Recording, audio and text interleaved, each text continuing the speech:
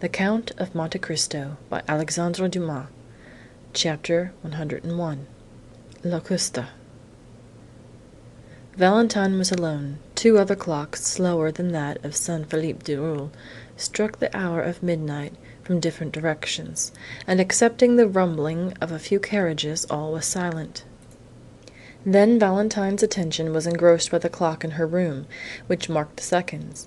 She began counting them, remarking that they were much slower than the beatings of her heart, and still she doubted. The inoffensive Valentine could not imagine that any one should desire her death. Why should they? To what end? And what had she done to excite the malice of an enemy? There was no fear in her falling asleep. One terrible idea pressed upon her mind, that some one existed in the world who had attempted to assassinate her, and who was about to endeavour to do so again. Supposing this person, wearied at the inefficacy of the poison, should, as Monte Cristo intimated, have recourse to steel? What if the Count should have no time to run to her rescue? What if her last moments were approaching, and she should never again see Morel? When this terrible chain of ideas presented itself, Valentine was nearly persuaded to ring the bell, and call for help. But through the door she fancied she saw the luminous eye of the Count, that eye which lived in her memory, and the recollection overwhelmed her with so much shame that she asked herself whether any amount of gratitude could ever repay his adventurous and devoted friendship. 20 minutes. 20 tedious minutes passed thus, then 10 more, and at last the clock struck the half-hour. Just then the sound of finger-nails slightly grating against the door of the library informed Valentine that the Count was still watching, and recommended her to do the same. At the same time, on the opposite side, that is, toward Edward's room, Valentine fancied that she heard the creaking of the floor. She listened attentively, holding her breath till she was nearly suffocated. The clock turned, and the door slowly opened. Valentine had raised herself upon her elbow, and had scarcely time to throw herself down on the bed and shade her eyes with her arm. Then, trembling, agitated, and her heart beating with indescribable terror, she awaited the event. Some one approached the bed and drew back the curtains. Valentine summoned every effort, and breathed with that regular respiration which announces tranquil sleep. "Valentine," said a low voice. Still silent, Valentine had promised not to wake. Then everything was still, excepting that Valentine heard the almost noiseless sound of some liquid being poured into the glass she had just emptied. Then she ventured to open her eyelids, and glance over her extended arm. She saw a woman in a white dressing gown pouring a liquid from a vial into her glass. During this short time Valentine must have held her breath, or moved in some slight degree, for the woman, disturbed, stopped and leaned over the bed, in order the better to ascertain whether Valentine slept. It was Madame de Villefort. On recognizing her stepmother, Valentine could not repress a shudder, which caused a vibration in the bed. Madame de Villefort instantly stepped back close to the wall, and there, shaded by the bed curtains, she silently and attentively watched the slightest movement of Valentine. The latter recollected the terrible caution of the Monte Cristo. She fancied that the hand, not holding the vial, clasped a long, sharp knife. Then, collecting all her remaining strength, she forced herself to close her eyes. But this simple operation upon the most delicate organs of our frame, generally so easy to accomplish, became almost impossible at this moment. So much did curiosity struggle to retain the eyelid open and learn the truth. Madame de Villefort, however, reassured by the silence, which was alone disturbed by the regular breathing of Valentine, again extended her hand, and half hidden by the curtains, succeeded in emptying the contents of the vial into the glass. Then she retired so gently that Valentine did not know she had left the room. She only witnessed the withdrawal of the arm, the fair round arm of a woman but 25 years old, who had yet spread death around her. It is impossible to describe the sensations experienced by Valentine during the minute and a half Madame de Villefort remained in the room. The grating against the library door aroused the young girl from the stupor in which she was plunged, and which almost amounted to insensibility. She raised her head with an effort. The noiseless door again turned on its hinges, and the Count of Monte Cristo reappeared. "Well," said he, "do you still doubt?" "Oh," murmured the young girl. "Have you seen?" "Alas!" "Did you recognize?" Valentine groaned. "Oh, yes," she said, "I saw, but I cannot believe." "You would rather die, then, and cause Maximilian's death?" "Oh," repeated the young girl, almost bewildered, "can I not leave the house? Can I not escape?" "Valentine, the hand which now threatens you will pursue you everywhere. Your servants will be seduced with gold, and death will be offered to you disguised in every shape. You will find it in the water you drink from the spring, in the fruit you pluck from the tree." "But did you not say that my kind grandfather's precaution had neutralized the poison?" "Yes, but not against a strong dose. The poison will be changed and the quantity increased." He took the glass and raised it to his lips. "It is already done," he said. "Brucine is no longer employed, but a simple narcotic. I can recognize the flavor of the alcohol in which it has been dissolved. If you had taken what Madame de Villefort has poured into your glass, Valentine, Valentine, you would have been doomed." "But," exclaimed the young girl, "why am I thus pursued?" "Why?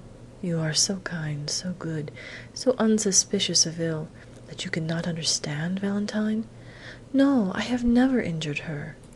"But you are rich, Valentine. You have 200,000 livres a year, and you prevent her son from enjoying those 200,000 livres."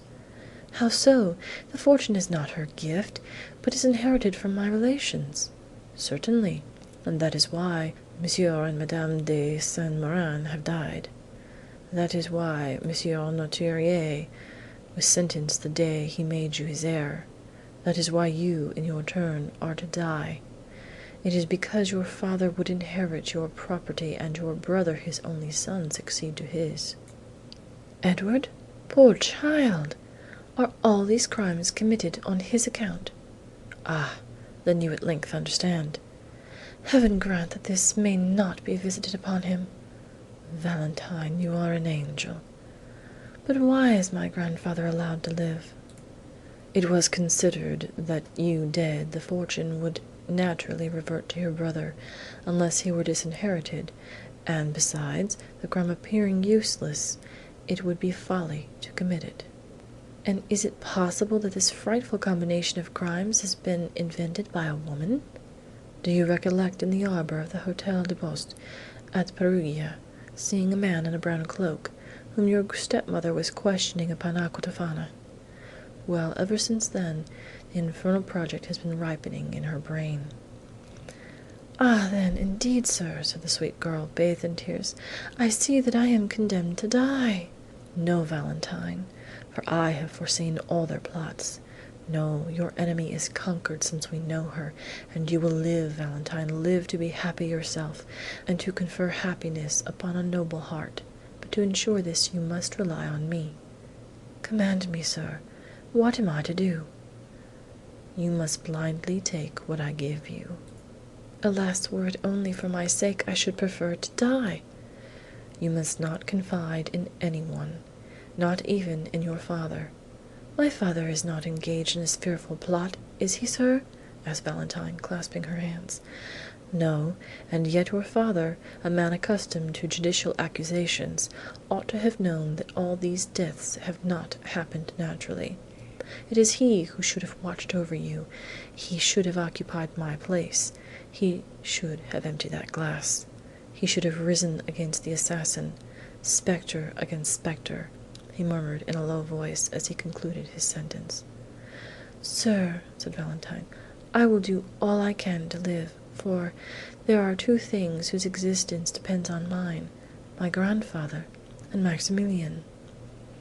"I will watch over them as I have over you." "Well, sir, do as you will with me." And then she added, in a low voice, "Oh, heavens! What will befall me? Whatever may happen, Valentine, do not be alarmed. Though you suffer, though you lose sight, hearing, consciousness, fear nothing. Though you should awake and be ignorant where you are, still do not fear. Even though you should find yourself in a sepulchral vault or coffin, reassure yourself then, and say to yourself, at this moment a friend, a father, who lives for my happiness and that of Maximilian, watches over me.